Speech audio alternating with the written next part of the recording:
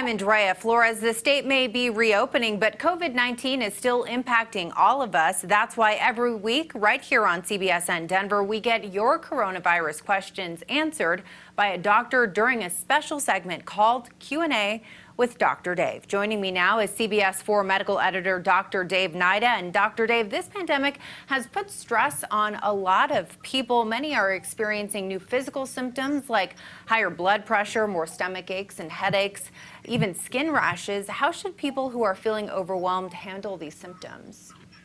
Yeah, people are having some very unusual symptoms that are not being caused by coronavirus itself, but actually it is actually more pandemic related and related to all the events that are going on right now.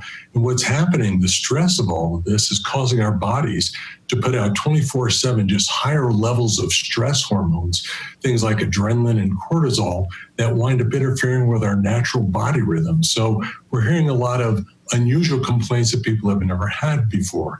And if you go from head to toe, people are having migraine headaches for the first time in their lives. They're having issues where they are just can't sleep at all. Other folks are having depression, anxiety, panic attacks, which they've never experienced in their lives. And then as you move down, the body reacts by giving some people a sensation of a lump in the throat.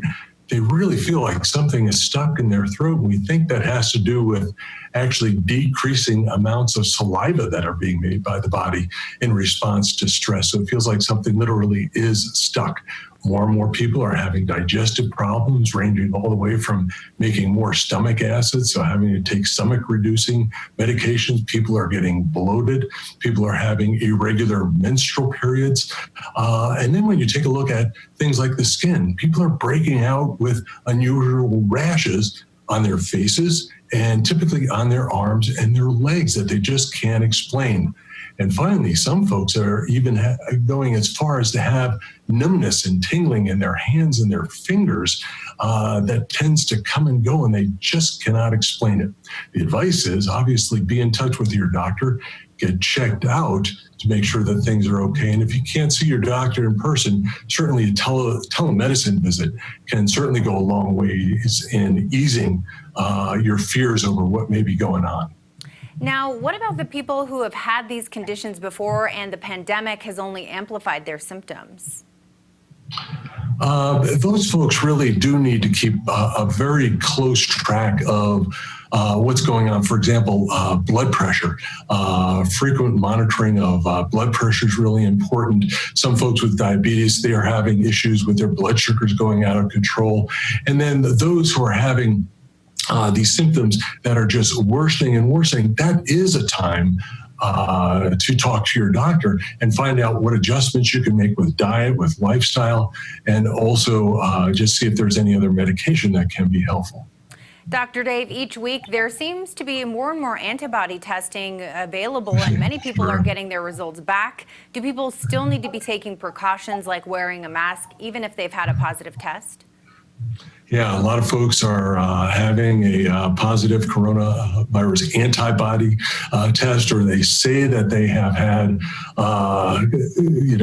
coronavirus symptoms, and so they really think that they are immune. And I got to tell you, this is not necessarily a one and done situation. We don't know what the immunity is after you've had coronavirus. Antibodies in your bloodstream does not equal immunity to coronavirus. So you really need to continue to wear a mask. You need to physically distance, and you need to practice good hygiene. You know, the weird thing about coronaviruses in general, of which this novel one is a family, part of the family of, is that they are very ever-changing types of viruses. And so when you look at most common colds, they are caused by a coronavirus.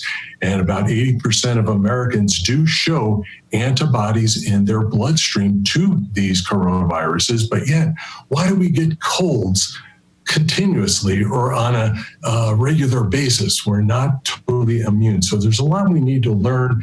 And just by the basis of a antibody test does not give you an immunity passport, so to speak.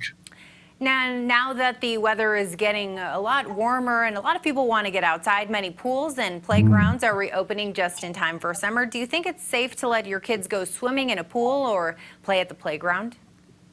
Well, I think the state guidelines for reopening of pools are really good, but it's really important for us to consider the fact that, well, the people who are running the pools need to follow those guidelines as well as we need to follow those guidelines. Now, as for the water itself, as long as it is properly disinfected and treated, you don't really need to worry about getting coronavirus from the water itself. It's actually the people you need to be concerned about. So when you go to the pool, you need to come in wearing a mask. That mask can come off once you do go into the water. But once you are in the water, there needs to be, once again, physical distancing, and there needs to be physical distancing once you get out of the pool.